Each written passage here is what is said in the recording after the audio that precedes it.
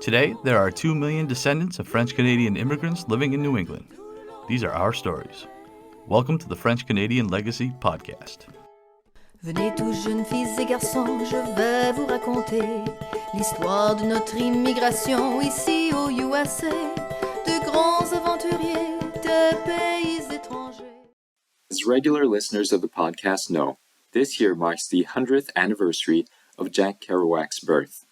Kerouac's Lowell works might seem like a perfect fit for the Lacroix Library, but we'll take a different direction and look at Lowell from the angle of the men and women who created the subculture that greeted Kerouac's immigrant parents at the turn of the 20th century.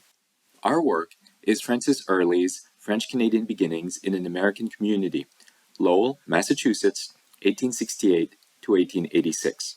Though this study dates from the 1970s, it remains essential reading for anyone seeking to understand how French Canadians built new communities in the U.S. The fairly short time span enables Early to tackle institutional development, economic realities, social mobility, and cultural change all at once, and as pieces that move together. We have to recall just how pioneering this study was when completed. There were then no scholarly monographs or surveys on Franco-Americans, just a disparate body of articles, many of which served primarily to bolster the ideology of survivance. Frances Early turned to the tools and sources the new social history provided, including quantitative information. Her analysis is in fact supported by over 20 statistical tables. One of the many virtues of this work is the author's effort to walk readers through the many methodological constraints of social history. For instance, identifying who was a French Canadian before census makers created that category. Early also invites us to be skeptical of traditional job typologies and the assumption that a person working in a mill must be unskilled. But of course, she offers not only questions, but answers as well. In 1870, 35% of the French Canadian workforce in Lowell consisted of women working outside the home. 67% of French Canadians from ages 11 to 15 were also working outside the home. These demographic groups skew the sample towards quote-unquote unskilled labor. Male heads of households and older sons could entertain better prospects, typically. In 1870, 1 of every 4 working men was a craftsman. Further, while Early finds a preponderance of nuclear families, there was also a large proportion of seemingly single young people who preferred to board with compatriots rather than turning to other residences or commercial boarding houses. To these tantalizing bits of data, we should add helpful maps that lay out the ethnic geography of Lowell and the author's work on patterns of settlement within the city.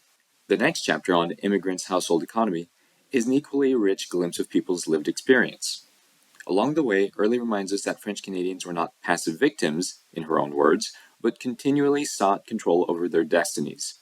By the time we get to the formation of Franco-American institutions in the last chapter, we realize that survivance was not a fully formed ideology that could simply be dragged from Quebec and dropped into the U.S. Northeast.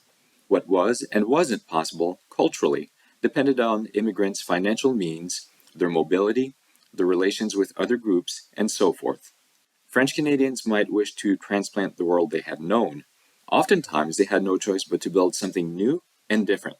The Little Canadas could never be a perfect mirror of Le Grand Canada that they had left. We might even argue that the Franco-American experience as something distinct began from the moment of contact with U.S. soil. Now, as for research on Franco history as a whole, Early's final words are worth keeping in mind. Much work remains to be done, she writes. Those words remain true now as they were more than 40 years ago. And so concludes the 10th and final installment of the Lacroix Library. I want to thank Jesse, Mike, and Melody for this opportunity to share these enriching and thought-provoking reads with you, in hopes, of course, that they'll spark further conversation about French-Canadian history and culture on both sides of the border. Comme toujours, bonne lecture. Now our fathers look at us and sigh with despair, to think that everything they love we simply do not share. But the spirit never dies, our culture will survive. Each of us must choose how much to keep alive. Each of us must choose how much to keep alive. Special thanks to Josie Vachon for providing the music. You can find more about her at josievachon.com. This podcast was produced and edited by Mike Campbell.